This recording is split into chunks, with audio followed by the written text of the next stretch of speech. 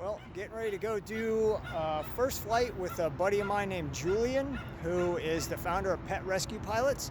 Going to go out and fly his airplane, November 3-7 uniform. Going to be flying it all day long if you want to follow along on FlightAware or FlightRadar24.com. Going to be moving something in the neighborhood of 28 dogs today. Right now, I think we have 7 in there, and one of them is really boisterous. But we'll be underway soon.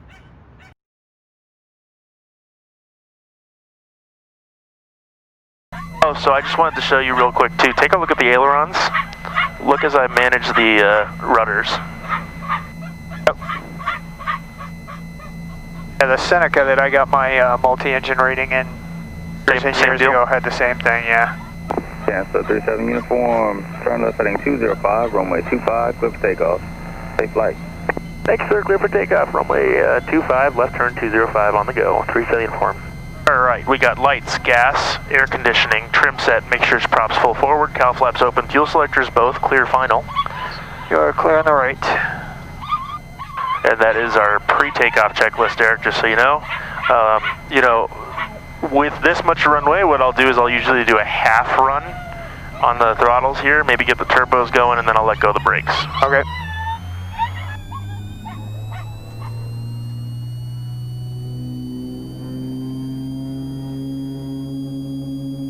Gauges are green. Alright, engine's the green, airspeed's alive, no overboost here, panel's clear. That's 50 knots, 60 knots, 70 knots. There's 80, which is our V1, and 90 knots rotate. Positive rate, gear up.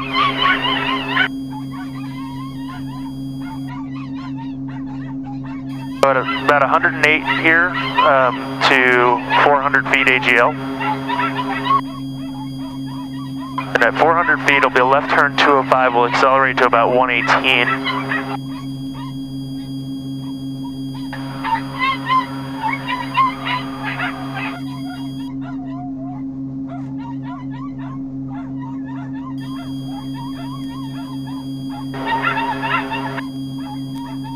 And then once we're through 1,000 feet AGL, you want to accelerate to about 135 in the climb for...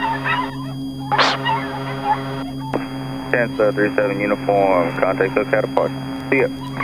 SoCal departure. See you tomorrow, 3-7. You can go ahead and switch it there, and you can make the call if you want. All right. For now, just maintain VFR. Warner SoCal Chancellor 37 uniform, 1,600 for 3,000. Chancellor 37 uniform, SoCal departure. Ident, pilot maintains 5,000. There's a flash up to 5,000, 37 uniform. Number 37 uniform, radar contact 3 miles south of Hawthorne Airport, Los Angeles, altimeter 2997. 2997, 37 uniform. Southwest 3501, contact LA Center on 119.05. 11905, Southwest 3501, have a good morning. And there she is.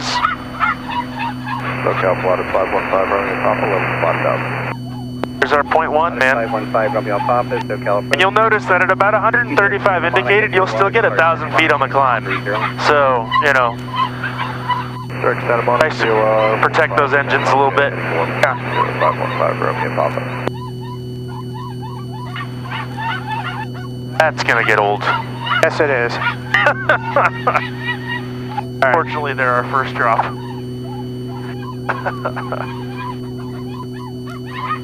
3525. Okay. You can't say you're 25 squared. Oh.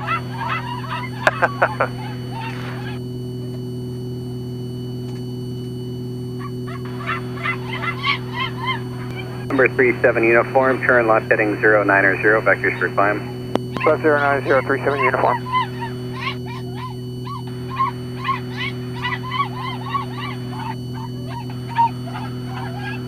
Beautiful. Plotted 5 Romeo Beautiful. Papa, information Beautiful. India's Granite Hawthorne, Los Angeles altimeter 2997. We have India 5 Romeo Papa.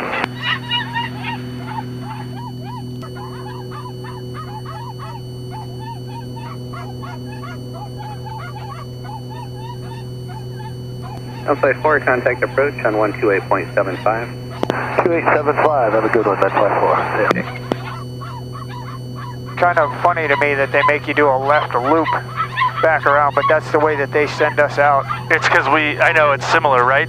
It's because to get over it, they want to climb us 5,000. So, I mean, if I could rocket up to 5,000, I'm sure they could just say direct LAX fuel or on departure. Yeah. But they need separation from the departures, so they get us out of your way. Because you guys are runway heading all the way out to like what, Hipper, or what's your? Oh well, I mean it's generally runway heading up to 1,000 feet. They'll vector you back around, and then you're coming out down around this way, for the most part. Although if you're doing, you know, going north, they'll send you out, and then they'll bring you back way out here, and then over Malibu, that kind of area. Right. Lady J. Are you out of LAX or Long Beach? Well, we had been out of Long Beach for the longest time. It was a co-base, but we're Romeo Papa. stopping flying to Long Beach. We're pulling out of it entirely. Really? So, yeah, so everything is going to be LAX from now on. Oh, keep an eye out, 5 Romeo. Alright, it's 2875. Oh, these dogs are going to kill me today.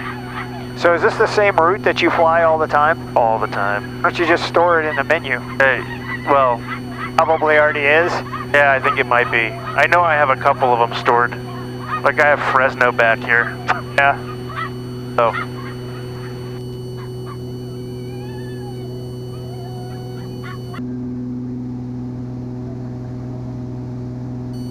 Morning Center, Chancellor 37 Uniform 1010,000.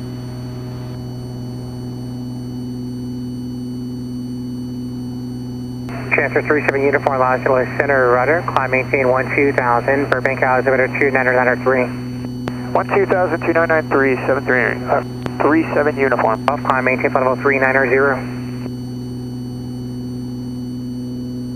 Alright, so... First one of the day. At least you didn't say JetBlue 73, bro. That's true, dude. I haven't said JetBlue on the radio forever. Oh, man. You know, it's been a while. Well, I was flying, let's say, I flew with a SkyWest pilot when I did the transcon to New York. And every so often he would say SkyWest 37 Uniform. Yeah. And then I flew with Joe from Delta, Joe and Margaret Fahan, the Flying Fahans. Yeah. Shout out, follow at Flying Fahans. 5 Romeo Charlie. No. He said Delta 37 Uniform a couple if you times. were VFR, you could go direct Chad. Just flown his final flight, so. Well, you know, I mean, it does come to be a habit after years and years. 5 Romeo Charlie. I had a United captain fly with me. He did United. Squawk code for VFR fly following, and I'll show you headed to Chad. We got to break you 121 guys of your.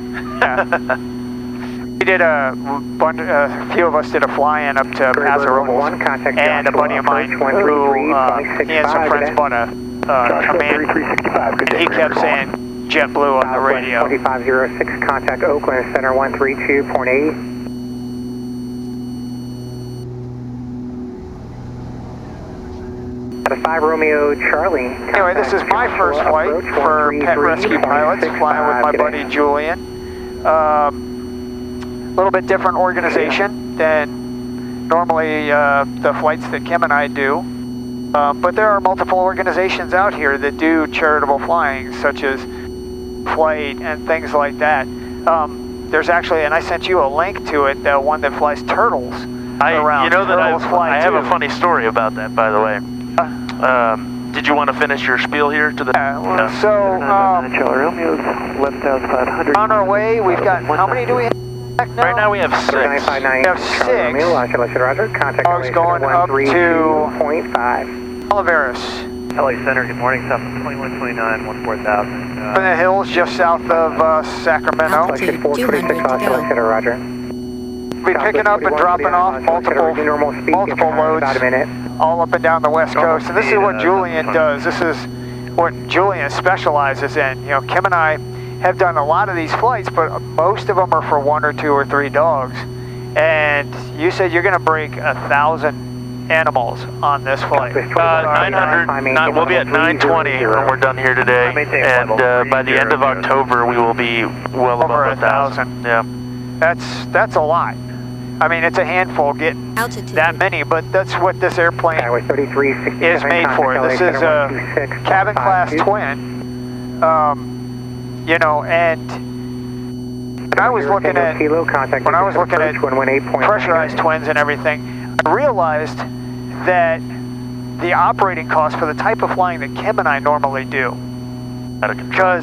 because it's so much more expensive. I mean, this is a 33% increase over what it costs for me to fly my Baron, which is, you know, almost double what it costs to fly the 182. And I realized that it would pretty much put me out of being able to do the kind of flying that I want to do.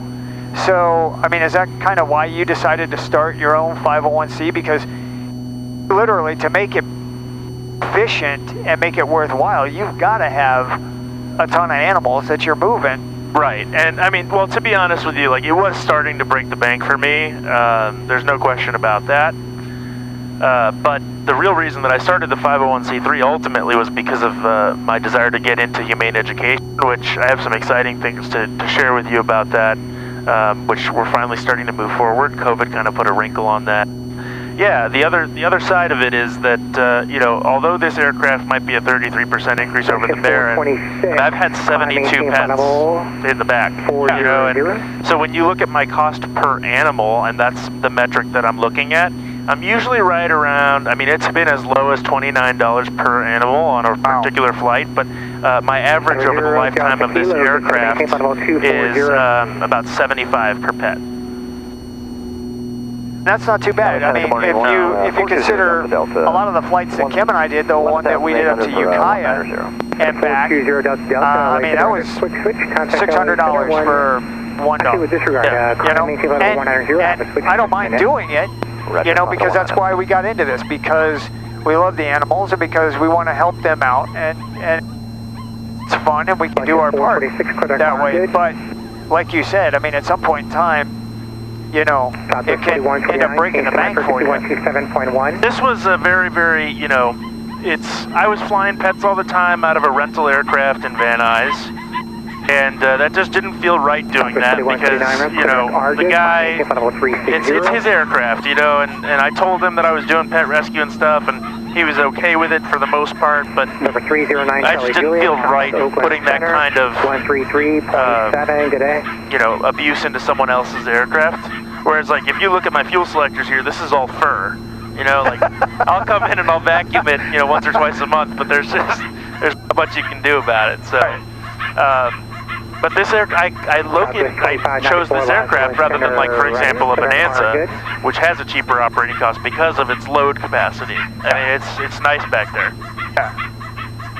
And range, by the way, it's got a lot of range. We carry 206 gallons of fuel. Quite a bit. That's one of the things that you do a little bit different, well, you do a lot different, is, you know, you work with specific partner rescues that will load you up. You know, they know the capacity of the airplane, so, you know, as opposed to, you know, flying one or two dogs or cats or whatever. You're working with some that are specific. And if you look at it, I mean, there are like ground transport companies that do the same kind of thing, and they have a van, you know, and they all charge the rescues about $200 a crate. Like, to get a dog from Los Angeles to Vancouver ground would be $200 to $300 per crate for a rescue to do that. Whereas we don't charge rescues at all. Right. But I will say, like, the difference between, let's say, what you guys are doing, for example, and what we're doing here today is, you know, there are times that a pet needs to be transported from one place to another. There are times where, you know, there's someone in Los Angeles that wants to adopt a dog up in Redding, or there's a dog with medical needs in Hemet that needs to get up to Ukiah. But what we're doing here is we're trying to alleviate overcrowding. And we're trying to help that $250,000 dog and cat euthanasia rate that California has. And people don't realize how effective of a solution location is, because what you'll notice is there will be a lot of places that we arrive where there are fosters and adopters meeting us at the airport. We'll meet 15 fosters up in Vancouver. for example. Well, actually not today in Vancouver, but it happens all the time in Bellingham. I have Calgary. I meet 20 Fosters regularly. So yeah, it's that sort of operation. Alaska 42, Los Angeles Center, good morning. Yeah, and it's cool. You're able to work with them and set up, you know, that number. Kim has often said, you know, and seeing your posts and everything, how does he get so many animals? But, you know, in talking to you, a lot of the stuff that I'm noticing is there's a lot of work. It is. That goes. It's like, you know, it's like work. Like, you know, most of what we're doing is a little bit of coordination and everything. It can be done mostly via email and everything, or texting, and it's not, you know, I don't have to have a spreadsheet that's 14 pages long to try to coordinate all that stuff. I mean, you're on a group text with 12 people. Yeah. So, and we end up with the group text, you know, people like Michelle Aylward and stuff like that. So, you know, everybody who's involved in the transport with what we do. And there's a lot of, you know, extraneous. Was that us? Yeah. I'm sorry, say the frequency again for 37 uniform. 37 uniform, 118.8, Baker should approach. 18.8, 37 uniform, good day. 0 Delta Kilo. It's pretty bad. You've done this so many times, you just have the frequencies all do you want me to load the memorized. next one for you? Sure. Morning, Bakersfield, Chancellor 37 uniform, 12000. Chancellor 37 uniform, good morning. Baker should approach altimeter 2993. 2993, 37 uniform. Yeah, I mean, it depends if they've got the north frequency working or if we're going to go straight to NorCal or Oakland Center. I've done this.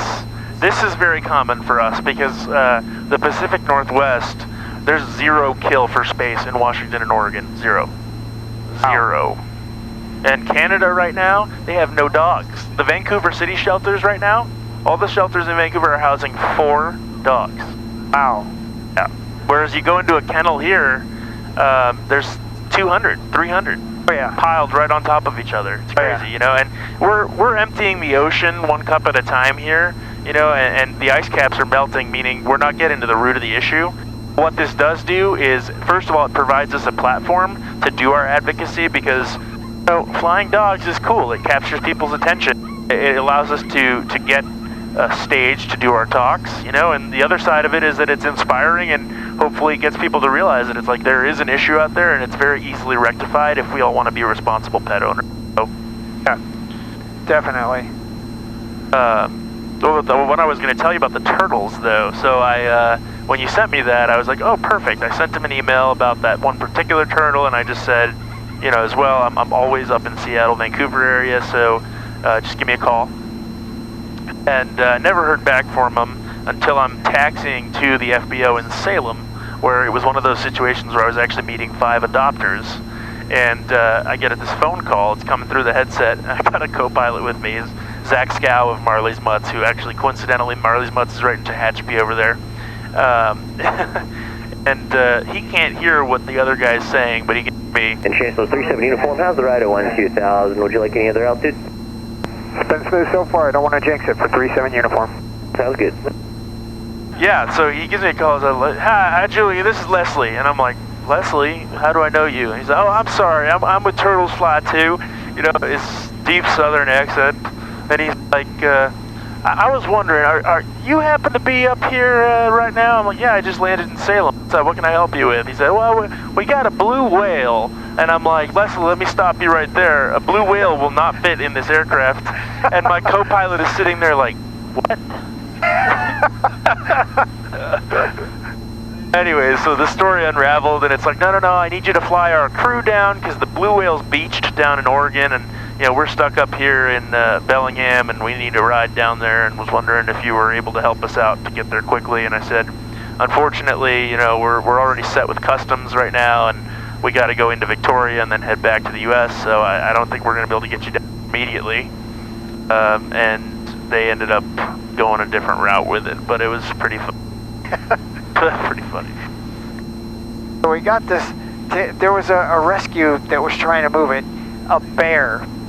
Like a little cub? I don't know, but Kim's like, I want to fly the bear. I'm like, exactly how are we going to put a bear into our airplane? You know, I mean, even if it's a cub, it's gonna be huge.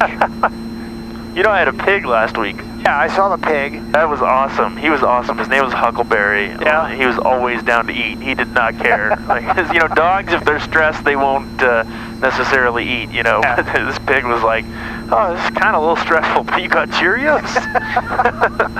All right. We took, I think it was 8 rats up here to Byron Really? Airport. Yeah. Oh, there that's was awesome. during the lilac fire, there was a lab that got evacuated. But he grabbed, you know, like these rats that they had and said, hey, we've got these and we don't know what to do with them. And there's a rescue up here that does that saves rats, rodents, you know, and they're like, send them up to us. So Kim and I are like, okay, sure. We were meeting another guy who was gonna fly the second half of a flight. We met him up here actually at the Rocket Shop Cafe, which unfortunately just closed. Yeah. Field approach 0768. So we met at the Rocket Shop Cafe, and they were taking a couple of cats all the rest of the way, and we're like, hey, you know, these people are trying to set up these rats, and we can meet them. Would you take them? And the guy's wife was like, hell no, I'm not getting in an airplane with rats. Like, they're in a cage. Nope, wasn't gonna happen. So That's funny. So we ended up doing the flight ourselves. That was an interesting one. People have said, you know, do you fly bunnies? And my answer is always, listen, like, we will fly a pet or animal in need as long as the situation is that it's going from a less ideal situation to a more ideal situation. Right. We want to improve the situation of the pet or animal. So we won't conduct flights for convenience in that way, you know. Oh, you know, I get a lot of requests of, hey, you know, we're moving to Tennessee. Any chance you can fly our dog out there? Be hard pressed to spend charity dollars on that, you know? Yeah, no, and I mean, when you look at it, that's almost not charity flying. That's more like a charter. It is, and if I had that charter certificate, you know, and was able to do that, I think that there are a lot of people out there who would pay an arm and a leg and far and beyond cover our operating costs to the point where we could apply that, you know, to future rescue flights, and that would be a stipulation of it. It's just, I don't know that I have the bandwidth physically. 37 uniform, change reference 118.9er. 18.9, 37 uniform. 37 uniform's up on 18.9. Cancel 37 uniform, right clear. Is that a dog? We got 8 of them? 6 of them on board. Awesome. Yeah, you may not know us here, but we're known in the Bakersfield Tracon as Puppy Man 37 uniform. I'll have to keep that in mind. Just ask Brian. All right. Yeah, man, you know, I've known the whole Tracon. There's Julian? There you go. Who am I speaking with? Manuel. Oh, hey, I don't think we've met in person, but yep, this is Julian. Good to see you, man. You too. Hey, buddy. Huh. He's like, what? No, he's totally chill. Yeah. He's been going completely bonkers back there, and now you take him out and he's totally chill. Hey, bud. 12 o'clock, 1 mile converging altitude indicates 1,600. Yeah, you're a good boy. You're loud, but you're a good boy.